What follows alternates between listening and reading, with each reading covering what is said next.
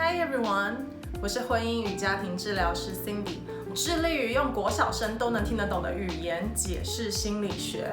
今天我要来回应一封信。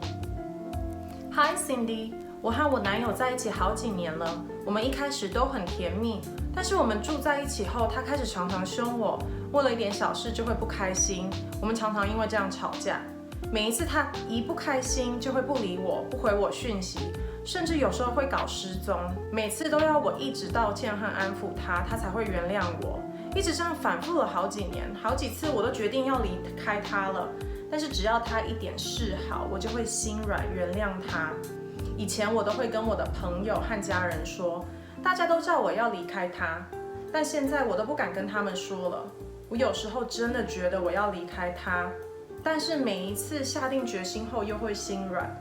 我该怎么办呢 ？Winnie， 首先我要说，这样不健康的关系也发生在很多我的个案身上。其实这样子一直反复的回到渣男或渣女身边的行为，有很大一部分是我们的大脑在作祟。Neuropsychologist Rick Hanson 将大脑分成3个部分，分别为蜥蜴脑、老鼠脑跟猴子脑。蜥蜴脑掌管了我们活下去的最基本需求，像是让心跳还有呼吸正常运作。我们的蜥蜴脑最基本的需求就是安全，所以它总是保持着警觉。当蜥蜴脑不觉得安全的时候，我们就会开始感到害怕。老鼠脑平衡我们的情绪和需求，它主要的工作是确保我们有可以生存下去的养分，像是你看它们一直在吃东西，所以就确保我们有一直去吃东西，所以我们可以继续存活下去，或者是确保我们可以去赚钱来换取能够生存下去的养分。当老鼠脑没有被满足的时候，就会觉得很烦躁，像我现在讲这一段已经讲100遍了，很烦躁。最后呢是猴子脑，掌管我们思考还有和别人建立关系的能力。Rick Hanson 说，没有办法建立关系的猴子无法生存。所以当猴子脑的基本需求没有被满足的时候，我们就会经历心碎的感觉。不止这3部分的大脑很重要，还有另外2个东西很重要。第一个就是快乐激素还有压力荷尔蒙。所以 Winnie， 当你男友离开你的时候，不理你的时候，你身体里面的压力荷尔蒙就会高涨，这样影响到我们的猴子脑开始有心碎的感觉，然后老鼠脑开始觉得情绪没有被平衡，有可能就会进而影响到我们的蜥蜴脑，觉得没办法生存了。当他回来找你的时候呢，你身体就会产生快乐激素，然后你的大脑就觉得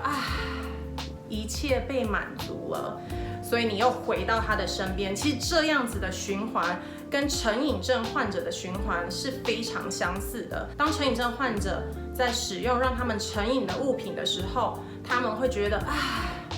可以生存了。可当他们没有这样子的物品的时候，他们的压力激素就会越来越高，越来越高，直到一个部分他们再也没办法承受的时候，他们就会去选择去使用让他们成瘾的物品。当然很多人也都问过我，到底该怎么办呢？已经陷在这样的循环这么久了，你要先认清一个事实，研究也显示10个来问我的人里面，可能有8个或9个都会回到原来的循环里面。因为这个压力荷尔蒙和快乐激素互相影响彼此的这样的循环，很长就会把我们绑架了。我们没办法好好的思考，也没办法想清楚到底什么对我们来说是最好的。破除这样子循环的方法听起来很简单，但做起来真的不容易。第一件事情就是别再使用它了，别再使用会产生这样循环的东西。也就是说，你可能需要给你自己一点冷静的时间，1个礼拜、2个礼拜。每个成瘾的人的状况都不一样。当你可以觉得你可以冷静思考，而不是总是会有这种情绪的时候，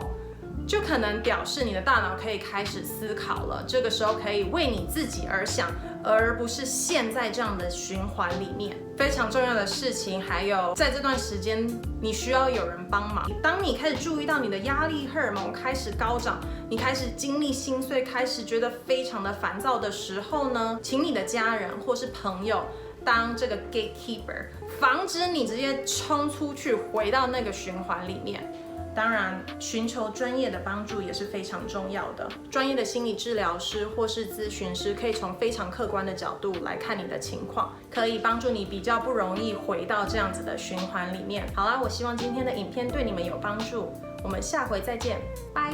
接下来就是老鼠脑情绪